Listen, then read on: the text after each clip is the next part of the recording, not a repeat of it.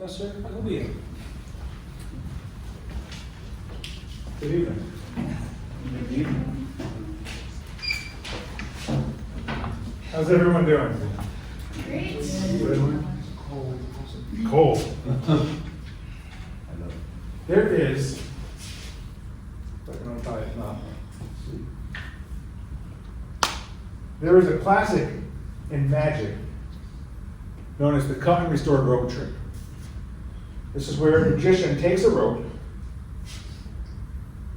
cuts it in two, and restores it back into one solid piece. Well, this evening, I am not going to do that. Instead, what I'm going to do is I'm going to show you my favorite rope trick, which involves three pieces of rope: a small rope, a medium length of rope, and a long rope. I'm going to take the three ropes, excuse me, small, medium, and long, and bring them up to the tips of my fingers.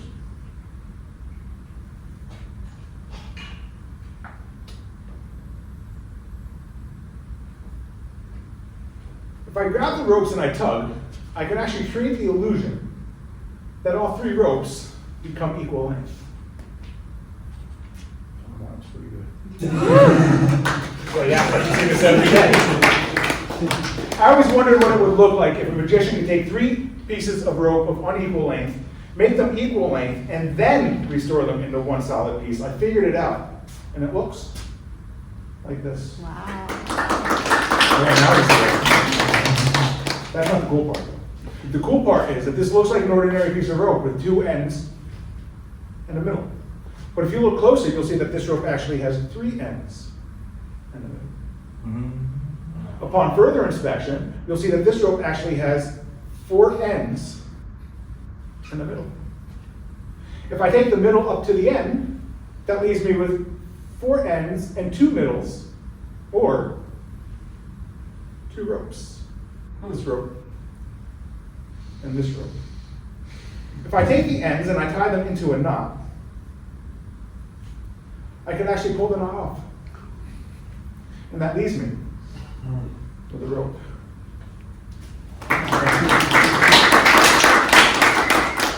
I missed my call.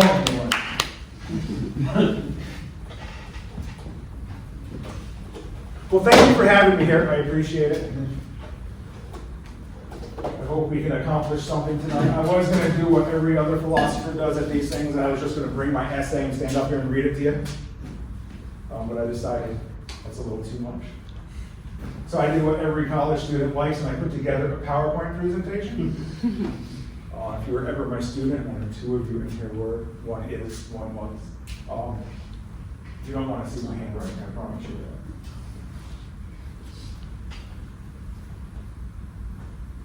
Philosophy and magic. Throughout history, there has been much debate about the relationship between philosophy and art. This being the case, magic has been highly ignored. In fact, philosophers throughout history have taken a negative approach to magic, claiming that it never produces a positive outcome. Since magic is often considered to be the art of deception, the magician has become the purveyor of false beliefs. Today, many people consider magic to be lighthearted and thoughtless. Concerning the significant role that magic has played throughout history, philosophically, aesthetically, and theologically,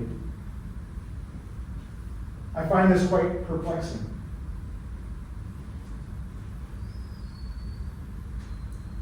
This evening, we'll look at magic and its ability to stimulate philosophical thinking and to call to mind philosophical reflection as a true art form. I'm taking a Heideggerian approach to show that magic is not only an art, but that it is an art that can evoke emotion and elicit philosophical thinking. Magic is not only a true art, but like other art forms, magic, through wonder and awe, can engage one in philosophical thought.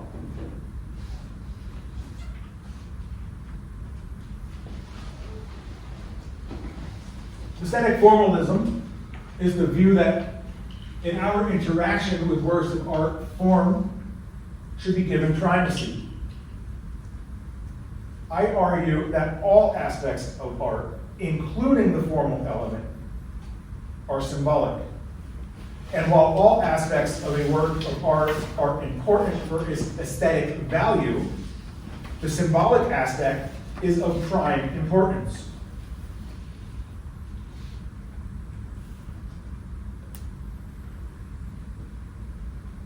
Martin Heidegger, in The Origins of the Work of Art, remarks on this. He says, the artwork is to be sure a thing that is made, but it says something other than what the mere thing itself is.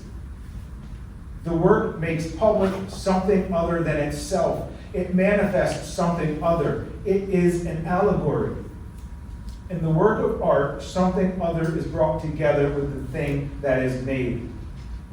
To bring together. The word is a symbol. The work is a symbol. I think that didn't sound right. Religions have been known to use this mode of communication through art, be it through paintings, through sculptures, through literature, and works in other media. For example, most religions use art as a means of expression and as a way to bring their followers to an encounter with the divine through moral symbolism, followed by cognitive symbolism, in order to understand moral relevance.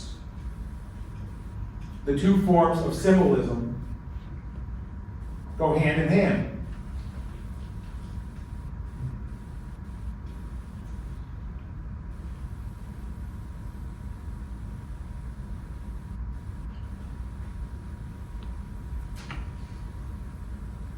Aesthetics is of a different opinion. It is as old as logic. For aesthetics, art is the display of the beautiful, in the sense of the pleasant, the agreeable. And yet art is the opening up of being, of the being of beings. We must provide a new content for the word art and for what it intends to name on the basis of a fundamental orientation to being that has been won back in an originary way. So art for Heidegger held extreme importance because of its aesthetic qualities, or its ability to clear an opening for truth to reveal itself. It is for this reason that many religions hold art to be of high importance.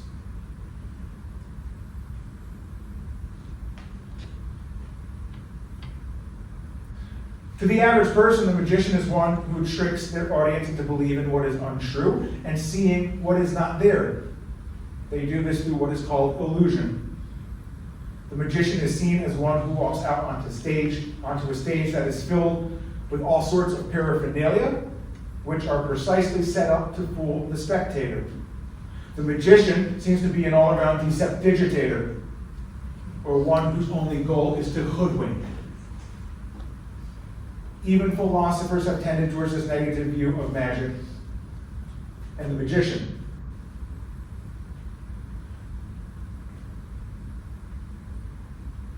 Socrates, in the 10th book of Plato's Republic, referring to an individual who believed that he knows all there is to know, says that we ought to retort to such a man that he must be a simple soul. And he seems to have been a magician and an imitator who tricked him into believing he was all wise, when in fact he is at fault, because he himself cannot tell the difference between knowledge and ignorance, or see what imitation is. Plato's Socrates equates magic with deception and trickery, and for him sophistry, which he loathed.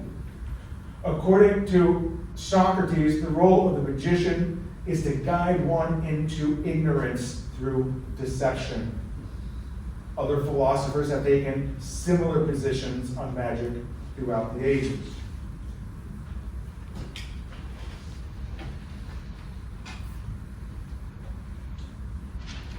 The existential phenomenologist Martin Heidegger speaks of magic and illusion as what is false, that which deceives one into misinterpreting the world. He says in Being and Time that Da-sein must explicitly and essentially appropriate what has also already been discovered, defending it against illusion and distortion, and ensure itself of its discoveredness again and again. Da-sein is a key word for Martin Heidegger,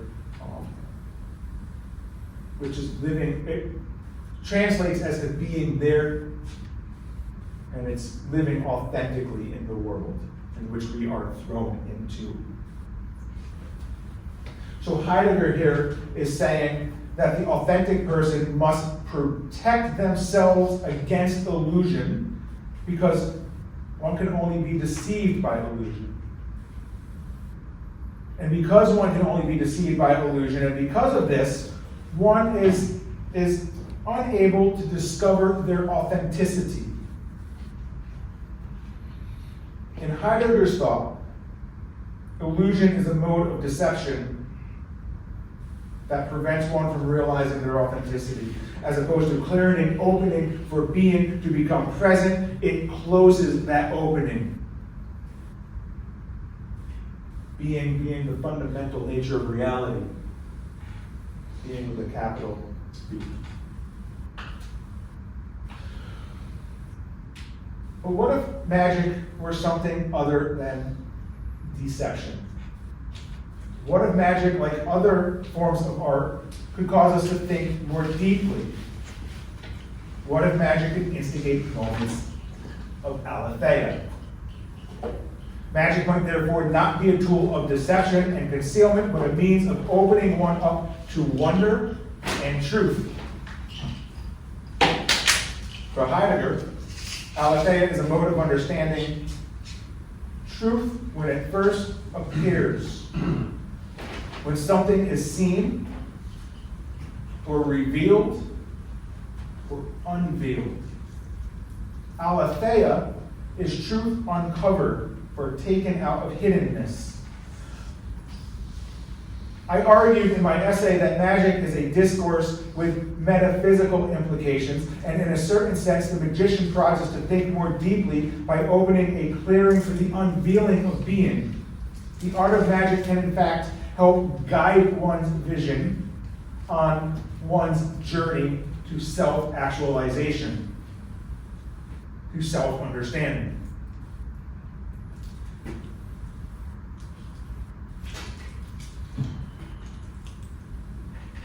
Harry Keller, Alexander Herman, Howard Thurston, David Copperfield, David Blaine. Sorry, we're not going to talk about Aleister Crowley. No. Oh, Thank God. very different philosophy of magic. That is not Yeah. Or Cornelius Agrippa. Magic. Okay. Got it.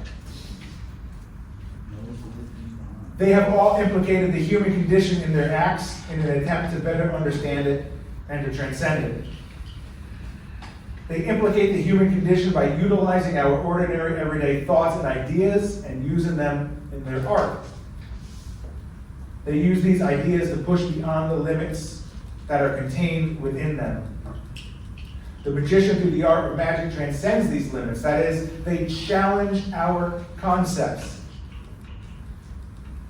So magic, like other art forms, has the potential of engaging with philosophical thought and can help one to open up to the awe of true being and to their authentic self.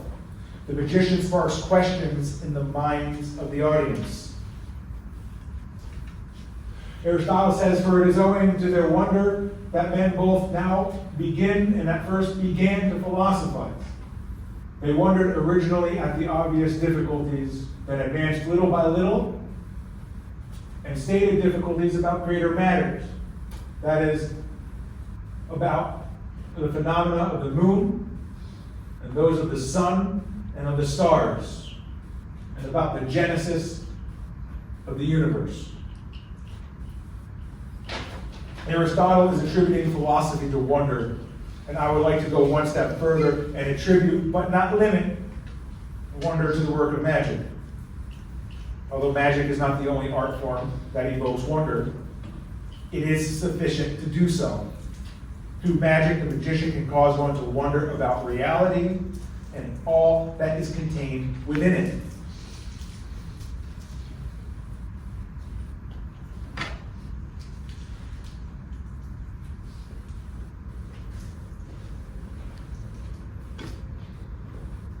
One could say that, like the philosopher, the magician inspires metaphysical thinking. Magic is ultimately not about stage illusions, card and coin tricks, the parlor or the street magician, Gerald Gardner or Aleister Crowley.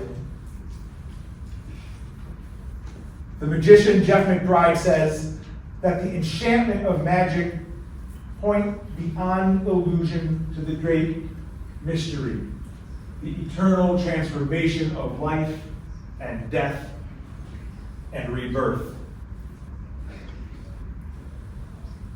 The magician, through the art of magic, like the philosopher, contemplates many different subjects, such as life itself, death, love, God, the human person, and the world.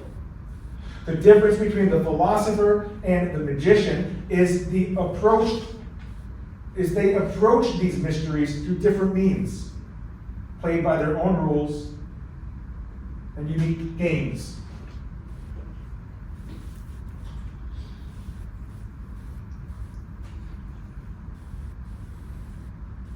Both magic and philosophy deal with the understanding of truth. Magic that deals with meaning and truth, as magician Eugene Berger calls it, is symbolic magic.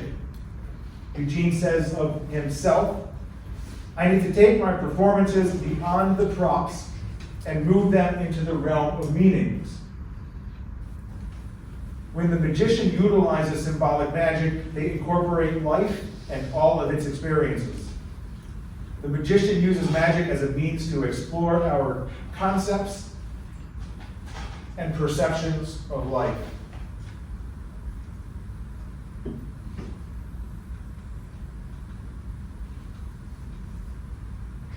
The magician, through their magic, can always reveal meaning and truth. The question now becomes, what is truth? The question concerning truth here is not about any particular truth, but rather it is about the very essence of truth. Heidegger's On the Essence of Truth starts out by saying, our topic is the essence of truth. The question regarding the essence of truth is not concerned with whether truth is a truth of practical experience or of economic calculation, the truth of a technical consideration, or of political sagacity, or in particular, a truth of scientific research or of artistic composition, or even the truth of thoughtful reflection or of cultic belief. The question of essences disregards all this and attends to the one thing that in general distinguishes every truth as truth. We're not looking for any particular truth or a magical truth as opposed to a philosophical truth, but rather what is it that constitutes truth as such?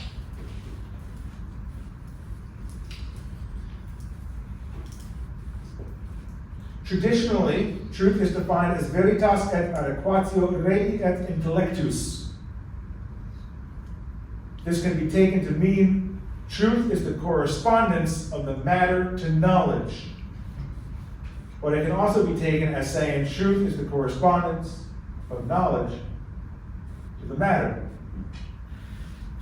So traditionally, truth is the correspondence of a proposition to a state of affairs. Traditional correspondence theory claims that a proposition is true if it corresponds to what is known. Mark is wearing a blue shirt. The object of the world corresponds to the idea. Veritas est adequatio rei et intellectus is a theory of truth that Heidegger rejects.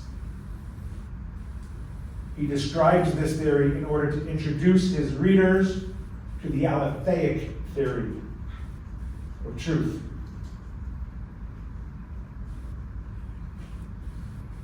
Heidegger's most important word for the meaning of truth is the Greek word aletheia, which originally meant that which is not hidden, or that which is unconcealed.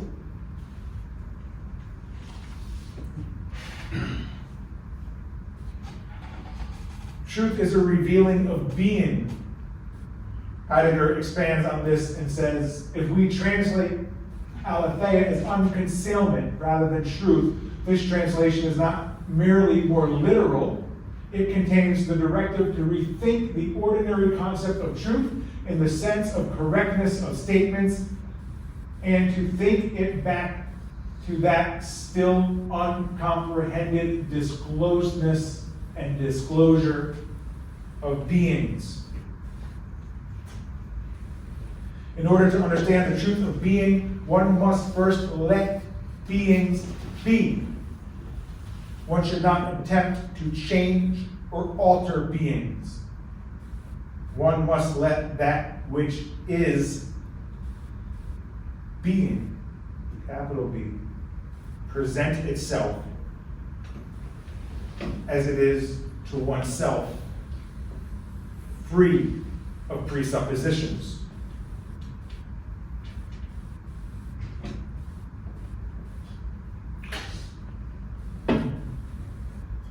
The philosopher seeks to understand what a thing is and its truth. The magician points one's awareness to what a thing is, and therefore to its truth. The magician does this through wonder. The magician does this by causing one to wonder about or question their preconceptions, their presuppositions, or conceptualizing mode to clear an opening for the self-presentation of being. When done properly, both the philosopher and the magician are letting the thing be. When the magician points to a particular being, the magician is pointing directly at what that particular being is. The magician is pointing at the essence of that being, or the isness of that being. The magician points to being through illusion, breaks down our presuppositions and says, look closely. There's so much more here. The magician does this by demonstrating through illusion that sense perceptions are not what one thinks they are. In fact, our senses often deceive. They are often deceived. And because of these deceptions, one may misinterpret their surroundings. The magician uses this knowledge of sense deception in order to show that one can think beyond appearances, to come to a realization that one's preconceptions are quite possibly mistaken. That's the fundamental aspect of your introduction to philosophy class, right? Bring your presuppositions out into the conversation and question them.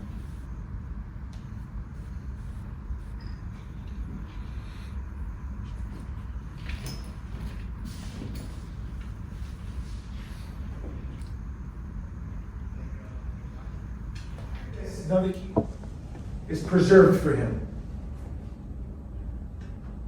says Martin Heidegger. To exist here means to be open to the unveiling of being, or to being presenting itself as something that can be understood through the intellect in a mode of exactness. For Heidegger, only the human person is open to the self-presentation of being. Da-sein is the one being who can look at being and see being itself. Being for Heidegger is that through which all other beings are understood.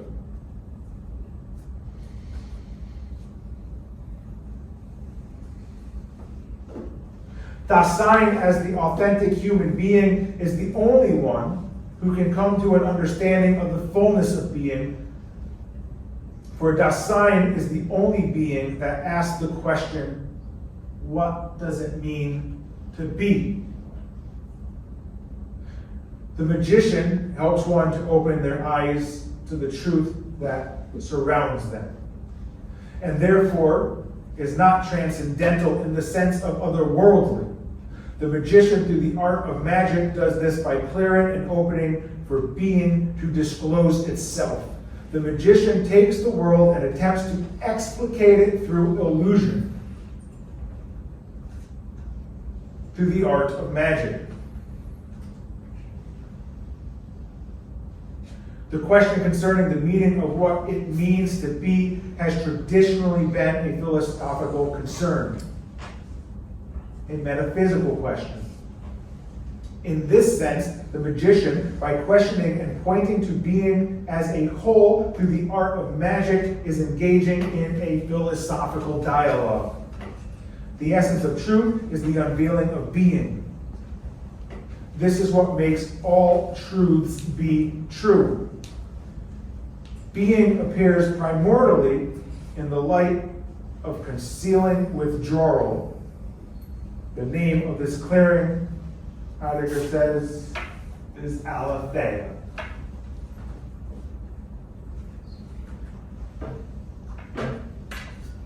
Truth as aletheia is what the magician aims to reveal. It is the role of the magician to open one up to mystery, to wonder, to truth. And the magician does so by reconsidering our presuppositions and our preconceptions. By doing this, the magician has the potential to cause one to question being, and thus to come to a better understanding of the essence of truth through the art of magic. The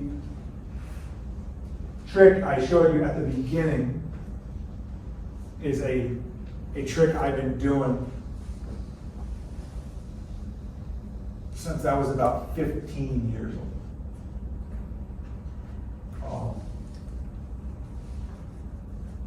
I started to work on a new magic act, and I'm trying to figure out how I can fit this rope routine into the magic act, and I think I have it. So the next time you see me do that, if you see me do it the next time, there's going to be a much different routine. And it's going to talk about inequality, equity, equality, difference, and oneness. So ultimately, what that little trick is going to represent. And this is a video I recorded that's going to be part of my new show when I get it going. This was out in Wilton Manors